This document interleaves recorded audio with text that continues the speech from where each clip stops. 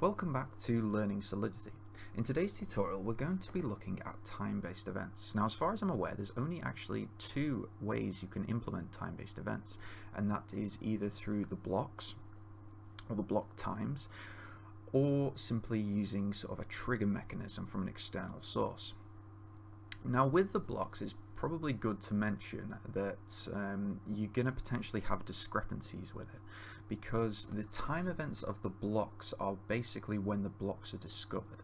So for instance, if there was 30 seconds between each block discovery, you may have that discrepancy.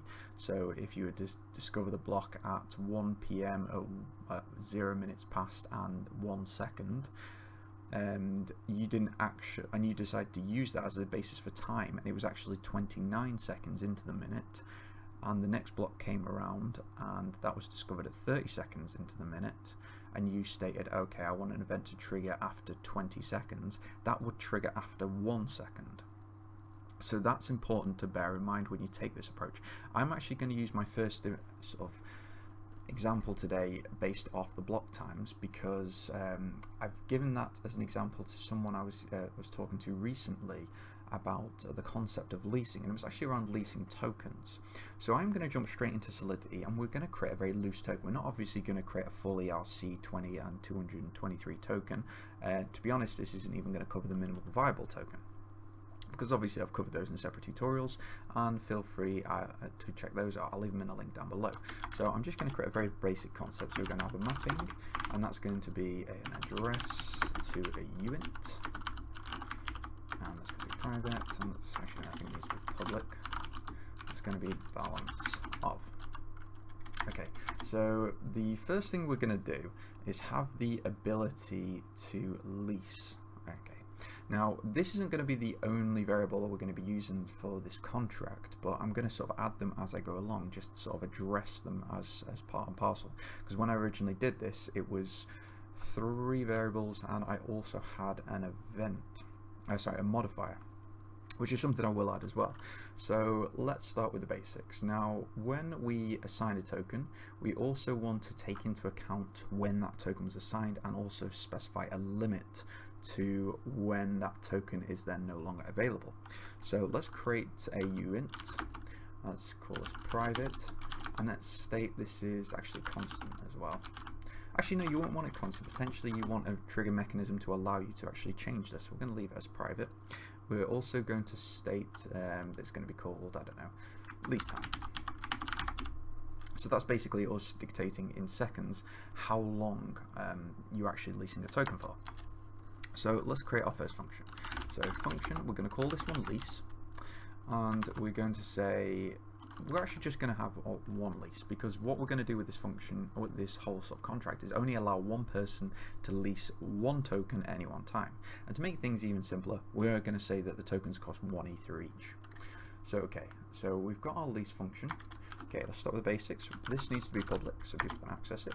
It needs to be payable, and it also needs to return if it actually worked or not. So we're going to return true.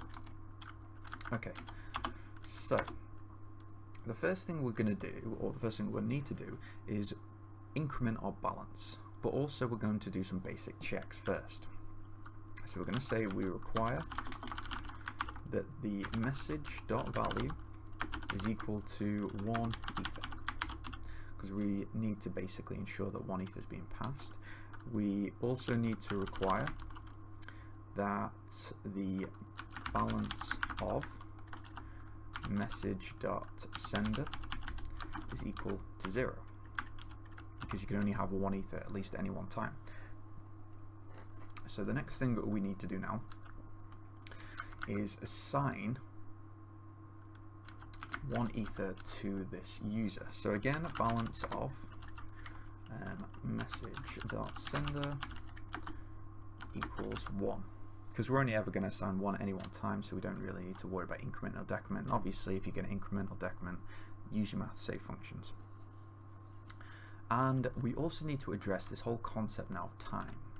So we're actually going to need a second mapping. Now, the reason we're going to need a second mapping is a way to store when the actual lease started, or when we are going to actually expire a lease. And in fact, I'm going to use the expiration of the lease.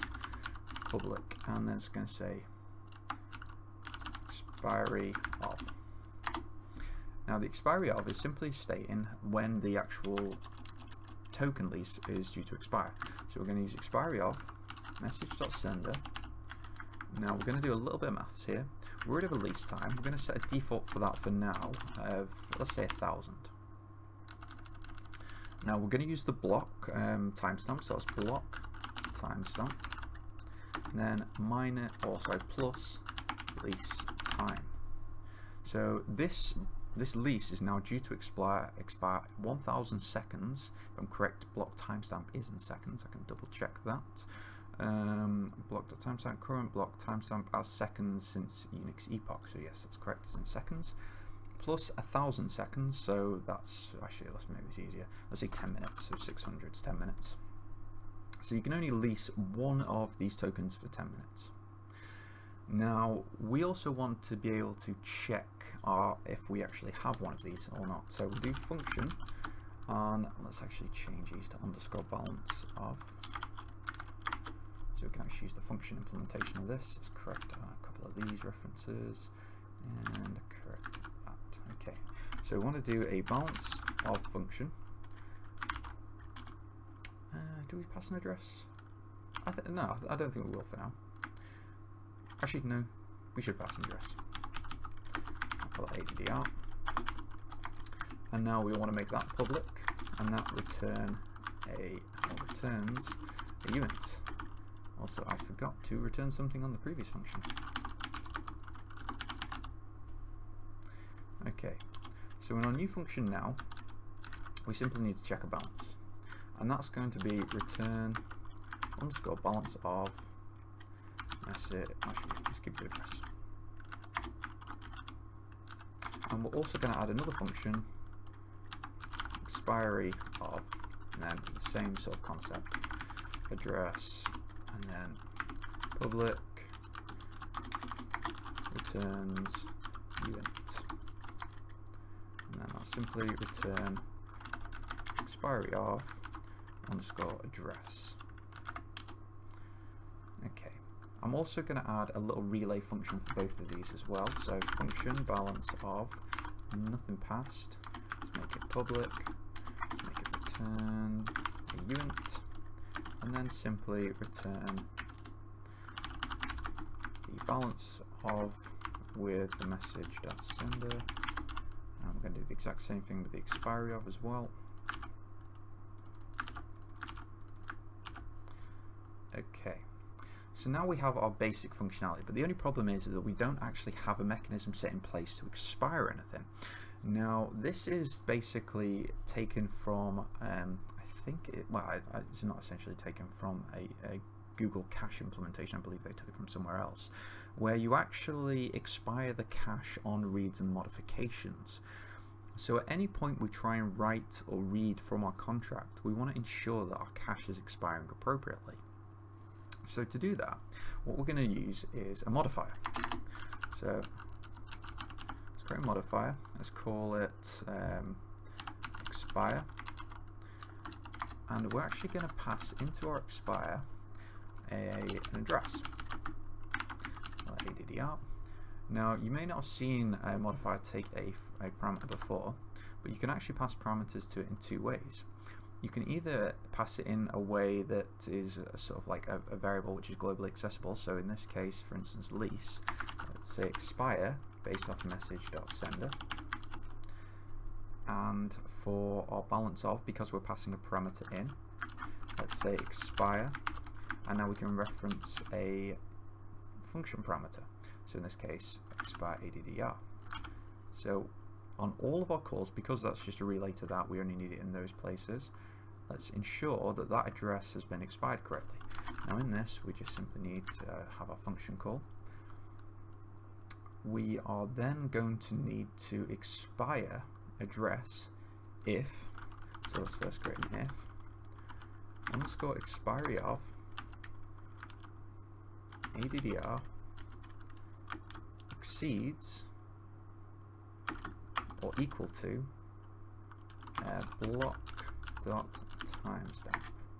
Okay, So now what we're doing is simply checking if our expiry of, which is set here, so it's going to be the block timestamp plus 1,000 seconds, or 10 minutes, is going to be expired based off the current block. Now obviously there's that whole discrepancy which I covered before, but what we're simply going to do, if that's the case, is set the expiry of ADDR to 0 and also balance of ADDR to 0.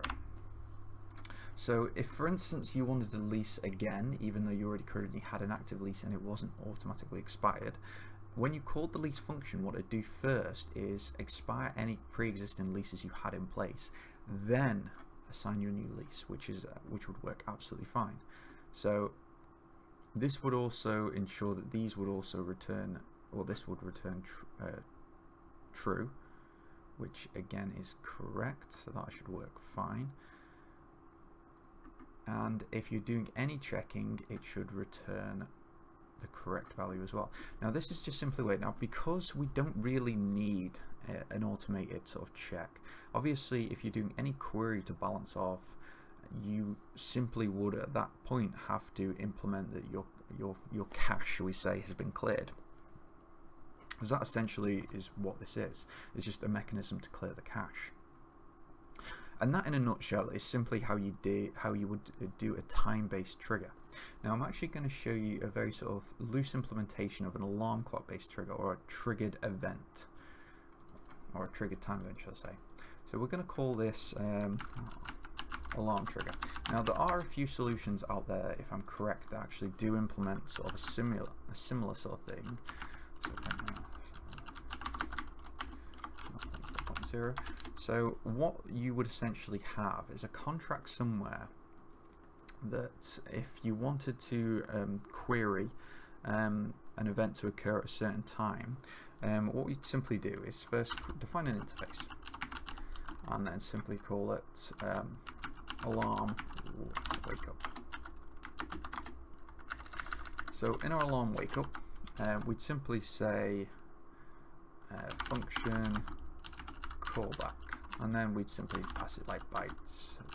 Actually no, we're not going to pass it anything, simply just call it public. And that would then essentially need to apply to anything that we wanted to base our time-based trigger off. So for instance, if we're going to do it in time-based trigger, we'd then add we'd make sure that this is an implementation of the alarm wake up, and then add a callback function down here essentially of did I just call it callback? Yes I did. So callback, make it public, and then down here all I'd simply do is just execute this bit of code. Or obviously in that case you need to pass an address in and so forth. But also when you're actually making your invocation to the alarm trigger, you'd simply state the address that you wanted to pass in as well. So for instance, you could pass bytes into this, and then part of that byte data could be the address and so forth. But for now I'm just going to keep this as a very sort of simple solution. So in our contract, what we would have is alarm trigger, and let's also create a contract alarm service. Now essentially in our service what we'd have is a function called set. We would then have it should automatically pass the address in, so we wouldn't need that, and then we just pass a uint and then time. Should call it uint underscore time just to ensure. We then make sure that it's public, that it returns a bool, and then we create a mapping address. Actually, no, we're going to go with uint underscore time.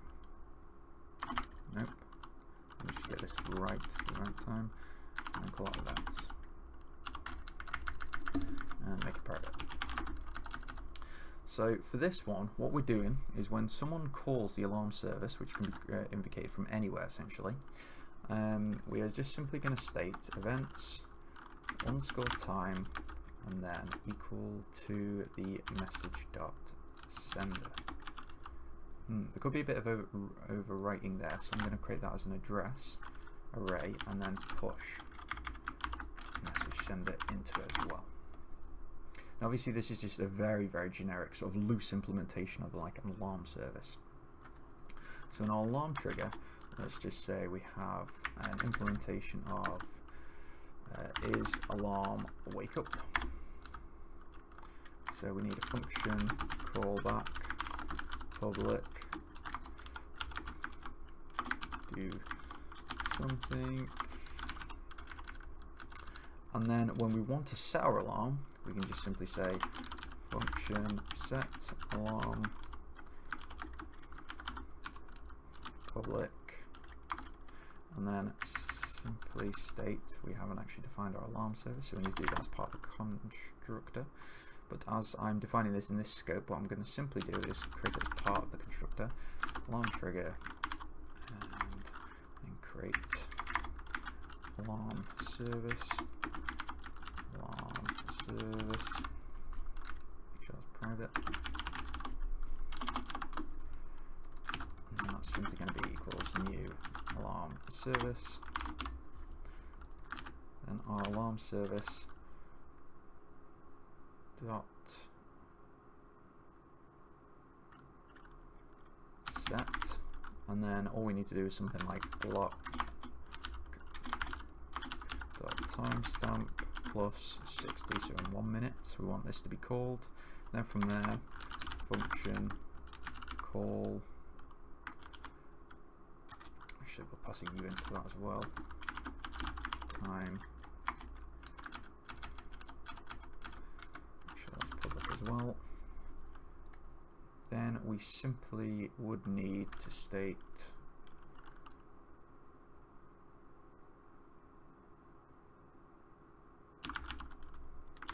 for, should do uint I equals 0, I is less than, let's assign this locally, address array addresses equals score events dot underscore time, because we want an array of the addresses available, and then that's addresses dot length, increment over each one of those, then simply alarm wake up addresses I callback. And there we have it. Now obviously you're going to need something externally to interact with the alarm service to actually invoke this call. So you'd essentially have it invoked every second to constantly say, is there anything that needs to be executed now? Okay, go and execute it. Is there anything that needs to be executed now? Go and execute it. And that's the only downside to using this sort of triggered based mechanism, is that you would actually need something to constantly keep polling this, just to say execute now, and therefore you'd actually consume quite a lot of gas doing that. Now you could have something else potentially in place to act as a relay, or something to monitor Geth to see if events to this have been called, or see if any transactions have been invoked to your service. Or then potentially you could pull this off yourself, and then you know a list of all the potential time triggers that are going to occur. Now this is like just a very basic example of sort of the alarm sort of wake up notification trigger, which I personally would only do if it was really, really required. Personally, I'd always try and stick to the time-based unless you really need that high level of accuracy when executing time-based events. But essentially, in a nutshell, those are two ways that you can actually implement time-based events within Solidity. Now, obviously, you could apply this interface alarm wake up to any contract that you actually wanted, and as long as you actually have this callback, that should be fine. Well, like I've previously mentioned, you can do the callback with any sort of specification of bytes, and you could obviously increase this to be sort of like, say, struct, and then let's just call this a time event. And inside our time event, we can simply state an address and also bytes as our data. And here would simply be an like a sort of struct of potential events of data that we want to execute. So if we were actually creating that, we'd also need to do something like underscore ADDR, time event, and then time event dot ADDR equals message dot sender, and then underscore time event dot data, which should be consistent, because these are member attributes loaded there, that should be fine, equals message dot data, I think it is correct. And then we push the time event to the actual list of events, and then simply inside this we'd simply state dot address or ADDR, and then do the callback with addresses dot data, and that should be an array of time events. Let's call it time event. Let's clean that up so it's more clear. What's this complain about? Expected 0, so we're probably missing some bytes there, or data. And there we have it, and that's the way we get our alarm service could also pass data essentially around on the time-based trigger. Now I don't know if I've actually explained this sort of well enough. I hope I have. This is basically the tutorial kind of summed up at this point, but if you did find this somewhat useful, feel free to give it a thumbs up. If you had any comments or questions, don't be frightened to leave them in the comments box down below. And if you want to keep up to date with my latest videos, now I know I have previously mentioned I was going to do an optimization video. I'm still kind of trying to think of the best way that I can approach that. The actual next video I'm thinking of doing, or the next topic I'm thinking of addressing, was, wow, it's actually completely slipped my mind right now. It wasn't time-based events because I've covered it in this one. It was, oh, randomization. That was something that's cropped up quite a lot recently, and there was a big mess up recently by one of the ICOs who essentially put up a 1500 Ethereum bounty. Someone found an exploit because the randomization sort of used, and it cost them 400 Ethereum. Yeah, you've seen the price of Ethereum at the moment. Imagine that loss, or trying to explain that to your boss that you've just lost, you've just basically caused a loss of 500 Ethereum, oh, 400 Ethereum. Either way, I'm going to leave this on the GitHub repo as per usual, so feel free to have a play around. Now there might be some errors in this because I've not actually tested or compiled this. This is just something I've done as I went along. But I hope you found this useful, and until next time, good luck, and I'll see you around.